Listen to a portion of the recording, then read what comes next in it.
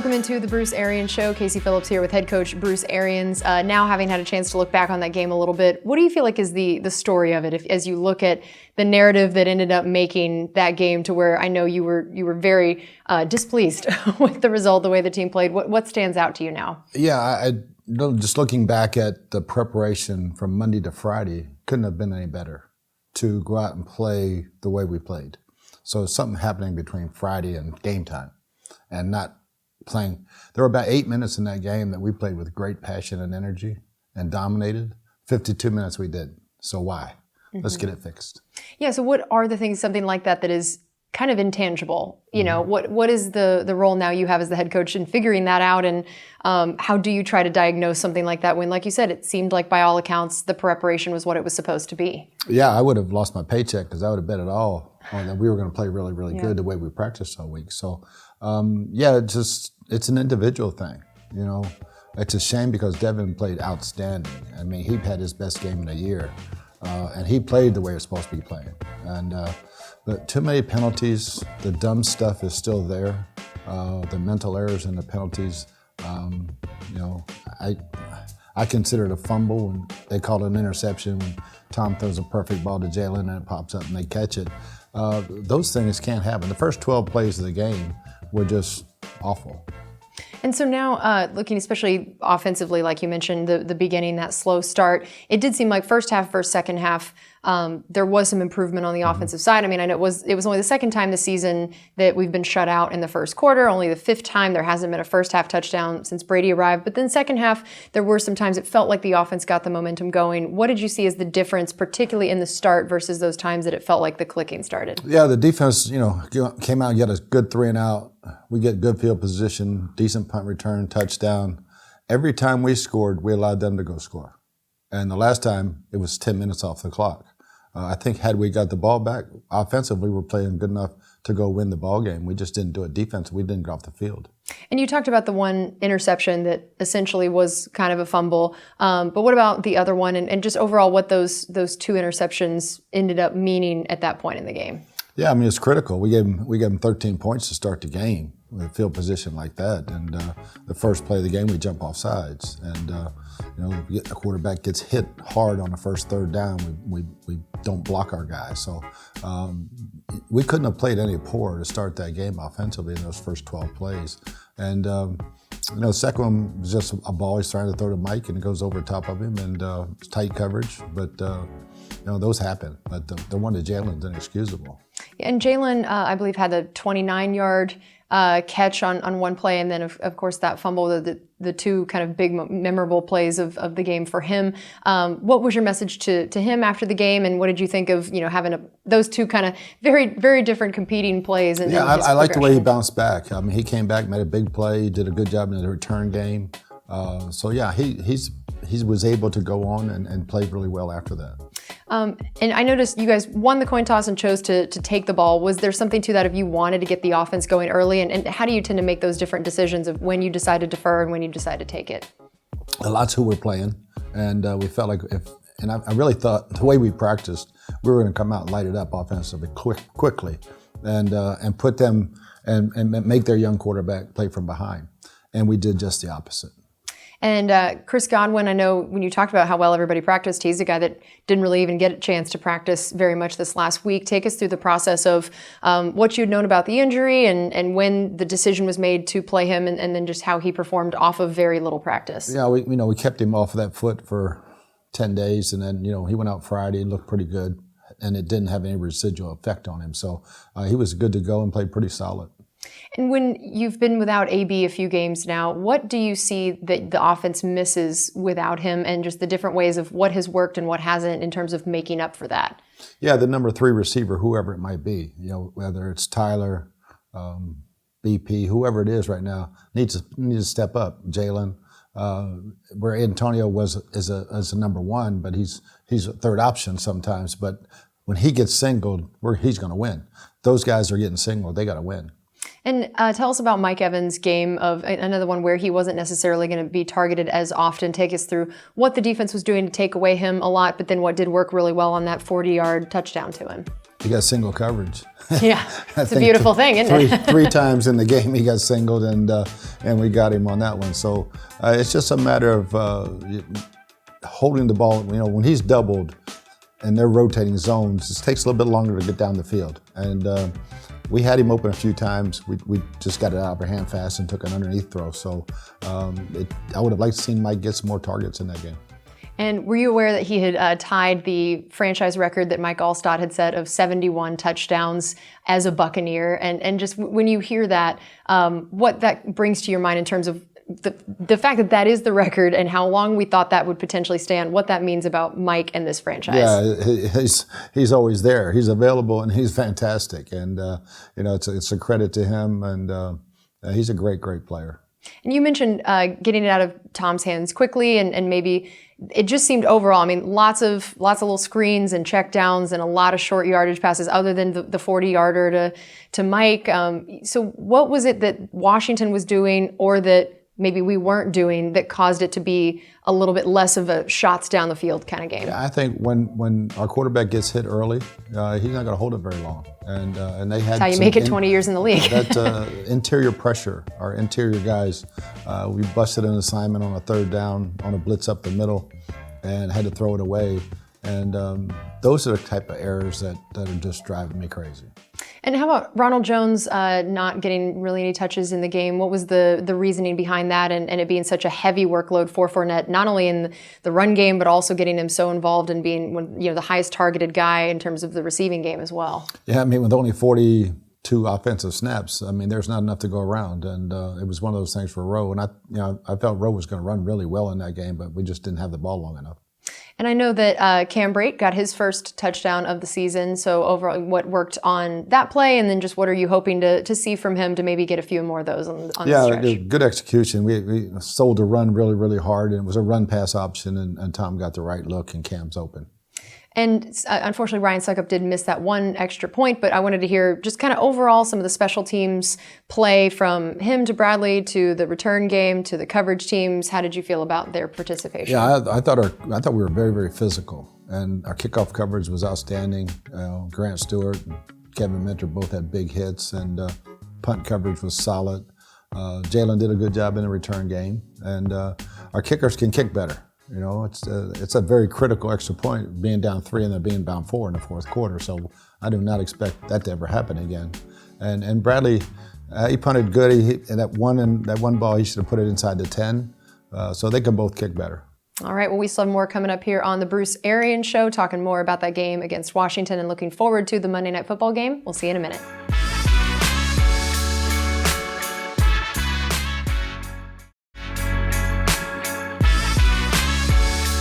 Welcome back into the Bruce Arians Show. Casey Phillips here with head coach Bruce Arians. I know last week you guys signed Rashad Perriman and Darren Fells to the practice squad and then elevated them right before the game on Sunday. So what was the reasoning behind their additions, and what did those two guys individually bring to this team and this roster? Yeah, Darren's big. They're very hard to say you're bigger than Gronk, right? But he's bigger than Robbie, and we've had him. He's turned himself into a good blocker. He's got good hands. He's a good veteran. And gave us good presence there. We know what Brett Burchard can do. We had him for a year, and he takes the top off the coverage for us. So, hopefully we can continue to get better and get them involved.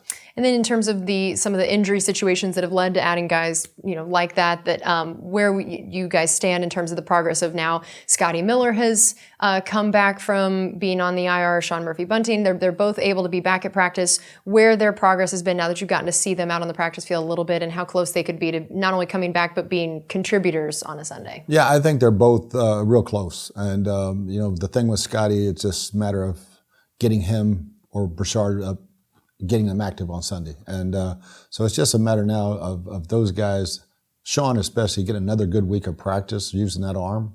Both of them can run, they're fine. It's just playing game shape. Yeah, and when it comes to, so many different guys on this roster having to be brought back from injuries at some point since there's been such a rash of them, how do you go about making a lot of those decisions on when and how to bring a guy back and ease him in? As a head coach, what are some of the processes of that? They've got to show it on the practice field, that they're healthy and their mind's right to play, that they're not thinking about a possible injury again or whatever, that they're out there flying around and they're ready to go. And can you take us through what happened with the Richard Sherman injury, that he had been healthy and practicing all week, and then to have him miss the game and unfortunately even be down a roster position because of when it happened? How did that go? Yeah, he was just out there warming up and strained his calf, and this is probably the third time I've ever had that happen. I had a guy pull a hamstring, and we were down 3 receivers before the game started, and Carlton got hurt out in Seattle a couple of years ago in pregame warm-up. So it can happen. It's just one of those unfortunate things in a position that we're very, very short anyway. Yeah, and so how did that go once you realize he's out? As coaches and as a staff, what has to happen in that moment, and how does it affect the whole game plan and those precious moments you have to try to make those decisions? Yeah, I mean, it's the next man up like always. So D. Delaney went in, and then he got hit, and Pierre Desir has to go in and play, and he's the last corner we have available. So Ross Cockrell stepped in and did a couple of good things and almost had an interception. So it's just whoever's available has got to get up there and play, just like they're a starter. Yep. All right. Well, we still have more coming up here on the Bruce Arians Show. We'll be right back.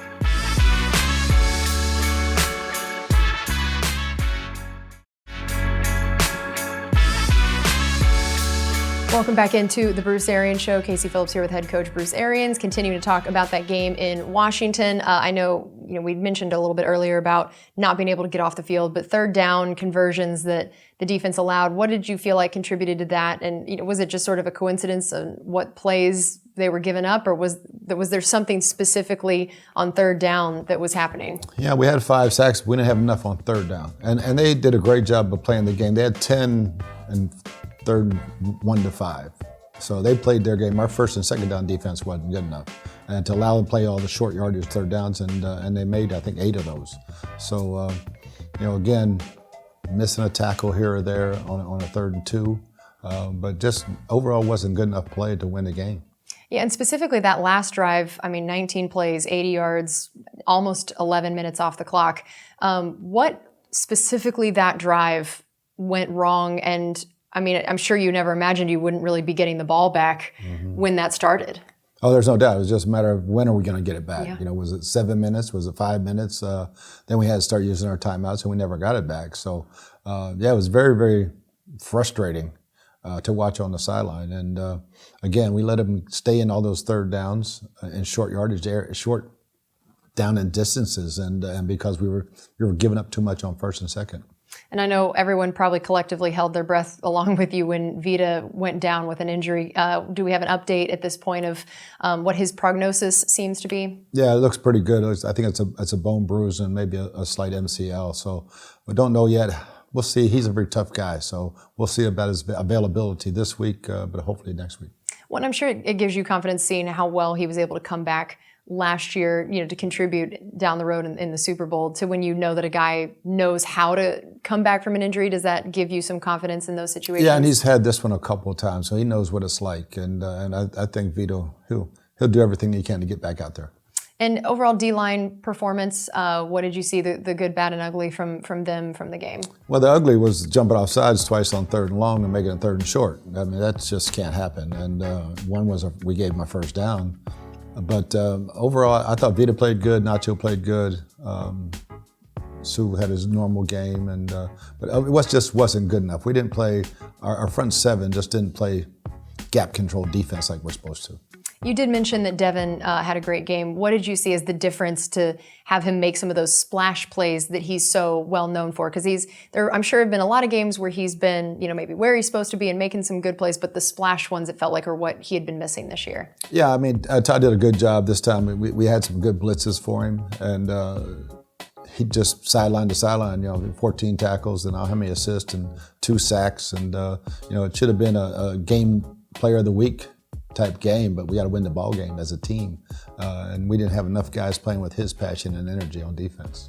Did it seem like the Saints game is what fired him up? Did that seem like it was, even through the bye week, something that carried on, that that mentally was a part of him being so ready for that game? Yeah, and other than the penalties, and sometimes he's a very high energy player, and I love that about him, and he controlled it this week, and so yeah, he bounced back pretty good. And you brought up the 5 sacks. That was a season high for the defense. What was working well in that area, and especially against a guy like Heineke, that sometimes the scramblers are easy to get sacks on, sometimes they're the hardest ones to get sacks on. So what was working in that you feel like this was the game that they produced so much? Yeah, I mean, we should have had 7 or 8, because we knew he was going to duck. And he always ducks, and we went over top of him 2 or 3 times. But Anthony Nelson had a good rush. Joe had a good rush. Devins, Sue had a good one. So it was just a collective group when we got there. But again, we didn't get there enough, and we let him out of the pocket a couple of times that were critical. And it's always interesting for us to have 5 sacks, but Shaq or JPP not be the guys to have one. That's probably not a stat you'd ever guess. Mm-hmm. They didn't have much on the stat sheet. What did you see from their game overall? Probably their poorest performance of the year as together. Just wasn't what I expected from them. We got to have better from them. And then how about in terms of the safeties? I know Jordan had a pass breakup that was almost an interception. He had a tackle for loss. He had basically at one point a touchdown saving tackle. What did you see from his game individually, and then just his season so far? Yeah, Jordan's playing. I'd love to see him get that interception because he threw it right to him, and then they catch it. So that kind of was the game in a nutshell right there. But he's playing really solid. And then how about Antoine Winfield Jr.? Same thing. He had a tackle for a loss of 8. What did you see in his game this time, and same thing year overall? Yeah, again, consistency. He's playing really, really well, and there's some things that both of them could have done better, as we all could have. In that ball game. Yeah, it seemed like the safeties really kind of showed off a lot of the different athleticism aspects. Did you know Mike Edwards had the kind of ups that he did when he got his hands on that? Yeah, Mike jumped in at nickel this week and did a heck of a job. So overall, what would you say defensively were the strengths of the game, that we know the areas that you wish that they had done a little bit more? What did you think they did well? Not much. Not much. I mean, I'm sure collectively, there were moments when we were really good. When we had 11 guys playing hard and fast and physical, but not enough to win, not in this league. All right, well, we still have one more segment coming up here on the Bruce Arians Show. We are going to get into next week's game on Monday Night Football against the Giants. We'll be right back.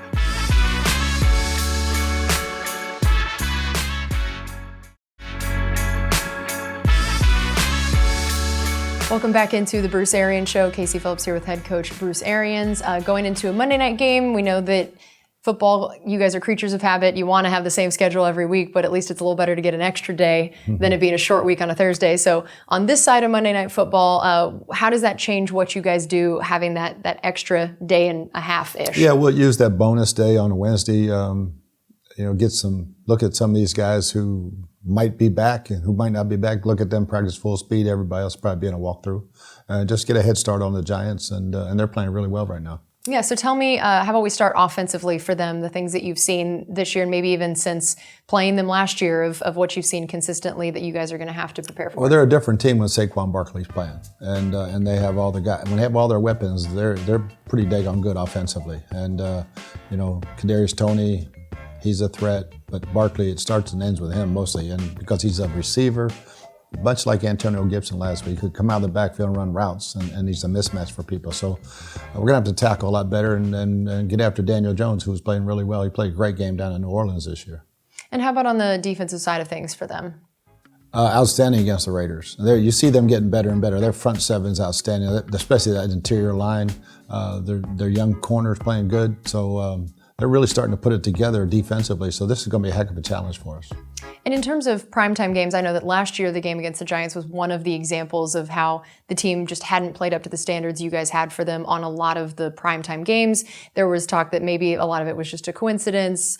Do you feel like in general, though, the primetime games now, the team seems to have, whatever was or wasn't a coincidence about it, that has been resolved for this year?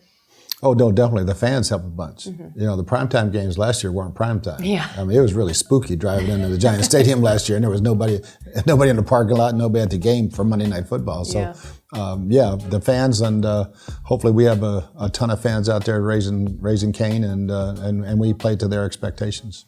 Yeah, and in terms of the home versus away, has that been a coincidence this year that the losses have been on the road, or have you seen something about that of a way that the team is playing differently? It's always tougher on the road, especially when you put fans in the stands. Last year was an anomaly. This year the noise has affected us, and it shouldn't, but it has, and at home it doesn't. So our port differential is gigantic between home and away. So hopefully we can continue that trend. All right. Well, thanks as always, Coach, and good luck this next week. Thank you. All right. And thanks for you guys for joining us. We'll see you next week.